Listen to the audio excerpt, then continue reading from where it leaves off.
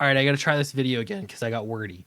All right, so what I talk about is that comic book publishers need to be doing better, not just individual creators. What? That's the opposite of what you should be saying, Clint. No, publishers need to be making money, not just creators. What we're looking at right now is the landscape is essentially that Dogman is eating the lunch of all comic books, essentially. Basically, you have two authors' names that make up the vast majority of all comic sales in the US market. That is it. So those two people and their publisher, Scholastic, are making money. They're doing well. For the rest of the comic book industry, it depends on what do you mean by doing well. You're going to have to define success a little bit, I suppose. But what I can tell you is that success does not look like this. Okay, I already made and deleted one of these because That's his I phone, not mine. don't know how to handle this. Crash and Troy obviously didn't come out today. I'm really sorry to everybody who expected the book to come out, and but the truth is I don't think it is. I don't have any indication that the book is ever going to come out. There's a lot of stuff that I can't talk about. There's a lot of shit going on that I can't go into detail with. But I just want you to know that the book is done. It's been completed since December, and hopefully we can talk about it more openly soon. Thank you, guys. Can't talk about it. What is this? It's Crash and Troy #1. This is a book through Action Lab, and it was supposed to come out. Apparently, it's just not, and nobody can talk about it. What? What's happening? Action Lab doesn't have anything to say about it. Not even on Twitter, because the last time that they've retweeted anything was December, for crying out loud. What is happening? Well, Action Lab probably has a slew of problems, and there's no need to go through everything here.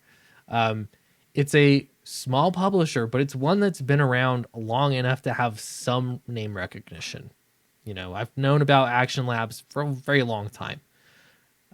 They've been around, okay? If you think about it, all of these small publishers they're just not making enough money to make it make sense, to progress. It's not working. And if it's not working for publishers, it's not working for any creator that relies on a publisher. So creators are now flooding the market to gobble up every piece of market share that they can. And they're going to do that through Substack. I have to make sure I say that name right. They're going to do that through crowdfunding sites. They're going to do that through Patreon. Their YouTube.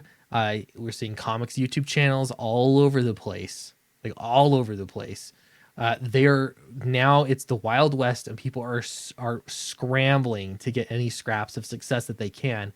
And naturally, you're going to see the same exact pattern reemerge, and that is that the few that are doing it the best, that are hustling, that are not restricted by a publisher or by stupid social rules or, you know, whatever else it is, the ones that are able to throw off those chains and go get it, those are going to be the ones at the top.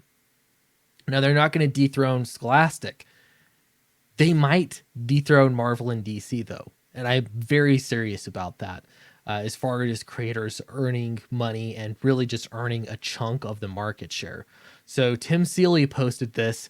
This is in response to what Brian Hibbs, his article talking about how great the comic book industry is doing based on the numbers. And then Tim Seeley looking at it, and in what I think is uncharacteristic of Tim Seeley, he's actually looking at it from, I think, a more skeptical position than he has. He's been so, like, to a fault optimistic about how well the comic book industry is doing that I think he's been a bit blinded to the facts. But here he is, in his own words, coming to some conclusions that I think are worth talking about that aren't political at all, but these are important facts.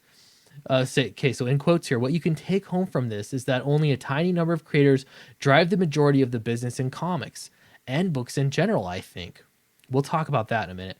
And conversely, this problem probably means that the numerical majority of comics aren't significantly profitable any given year. Well, what is significantly profitable? But what is profitable? How many comics are literally losing money or making no money at all? Right? How many are only making in the hundreds of dollars? How many comic books are making that much profit? What a relief. But was it worth it?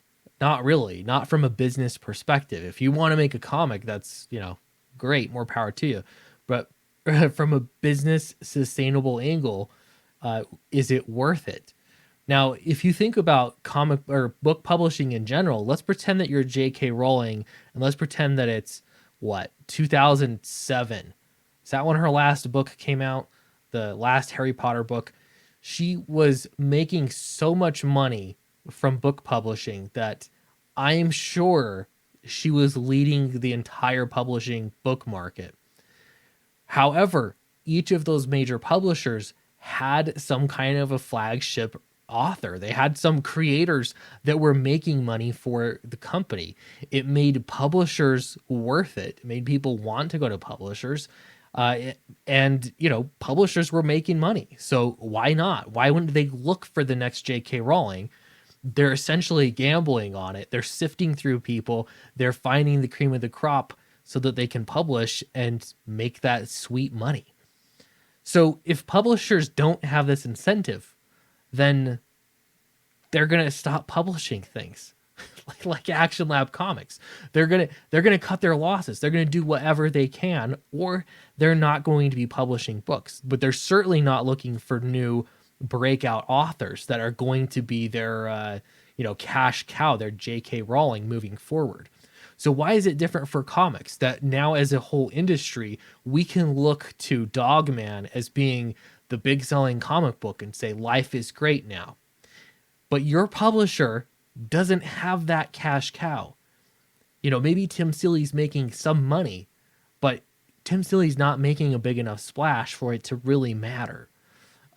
He says, let's see, Western comics seems very healthy, but it might be concerning that fewer new books and voices appear to be breaking through, and the traditional direct market establishes generally can't seem to have a new property crack the book market if their lives depended on it.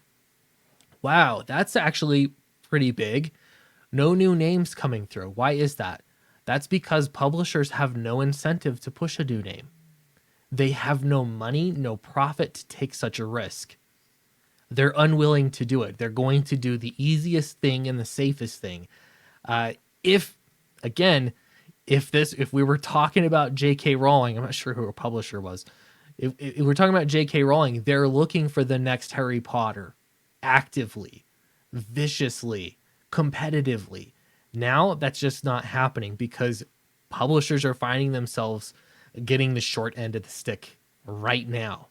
All right, he continues, my note, I think that what you should consider a hit, there is a very high bar though. Wow, I think what's considered a hit here is a very high bar. Well, what is a hit in comics? How much do you have to make for a book to be a hit? How much? I mean, probably enough that people know about it. The biggest hit I can think of has probably been The Last Ronin. Like, realistically speaking, that's what seemed to get people jazzed.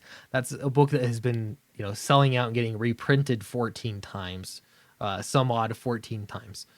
But really, has that broken through to the normal people? Has that broken through to anybody, of note to talk about it outside of independent comics? Really? I don't think so.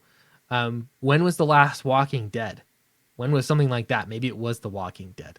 When was the last? I mean, there have been a few. Like, the most notable ones I can think of came from Image, but like 15 years ago. So, all right. So he says that he can attest that his Image collections of Hack, Slash, and Revival generally do well enough in book markets to matter very much to my bottom line. So you're making some money. You're making money. Let's say you're making a ton of money. Is that it's first off not enough to even be a drop in the bucket as far as the market is concerned, but it's also not enough to make Image take a chance on new creators. They're still in safe mode. They are.